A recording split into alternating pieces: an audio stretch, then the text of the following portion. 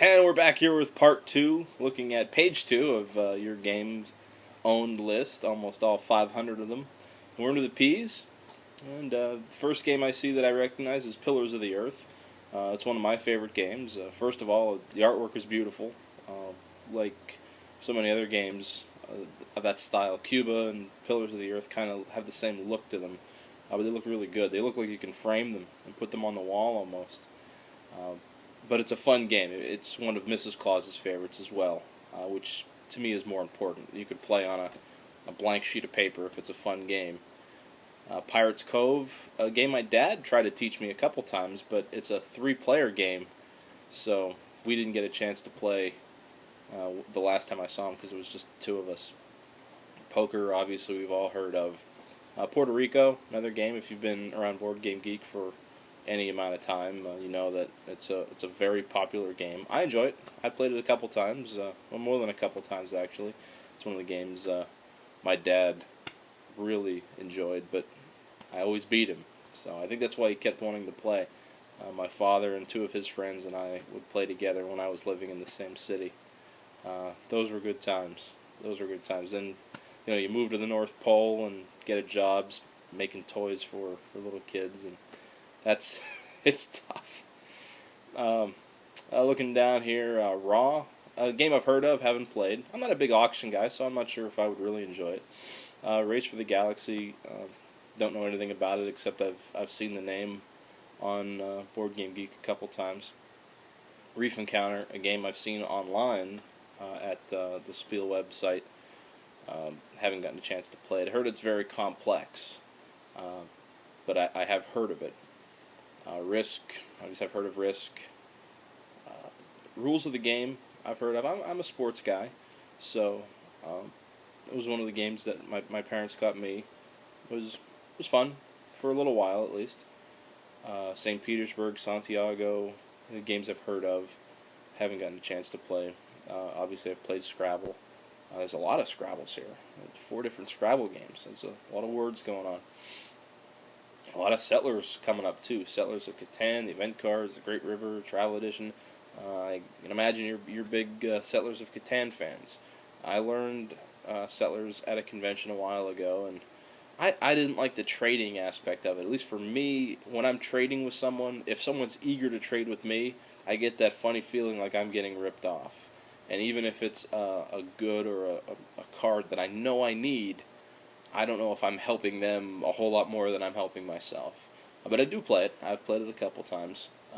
Mrs. Claus's sister, so my sister-in-law Claus, her and her husband are big Settlers fans, and we've played with them a bunch of times. As we move down in here, Simon. That's a game you don't see very often around here. Snakes and Ladders.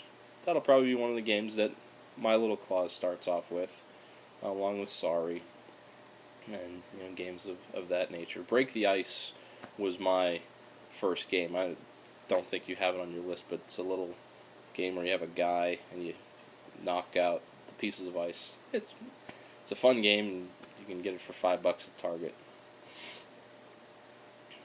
Stonehenge is a game I've heard of.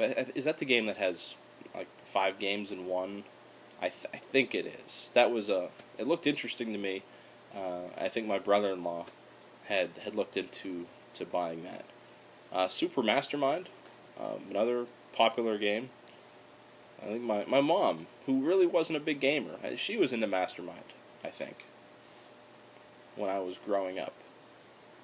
Thebes, I've heard of Thebes, and I see, looking down, you have Tikal as well. I was wondering if you were doing the whole Mask series thing when I saw Mexica. I didn't see Java on the list, and it's a hard to find game. But Mexica and Tikal are in the action point genre, 2 very, very good games. I saw Turn in Taxis. I'm not sure how to pronounce it, but that's a game my father has played with his friends since I've moved out of town. I haven't had a chance to play it with him, but it looked like a game I would have enjoyed. I've played a couple of games of Ticket to Ride. That's another game my dad has played with his friends. Another war game, it looks like, I think Tide of Iron is a war game. Sounds like it at least. Maybe another partner for Panzer Blitz that we talked about in the last video. Torres, another game in the Mask collection, doesn't have a mask on it though. Haven't had a chance to play it yet. Excuse me. But it's a game I've looked at that I've wanted to play. And as we get down here near the bottom of the list, I was really surprised to see how much Trivial Pursuit you have. 1, 2, 3, 4, 5, 6, 7, 8, 9.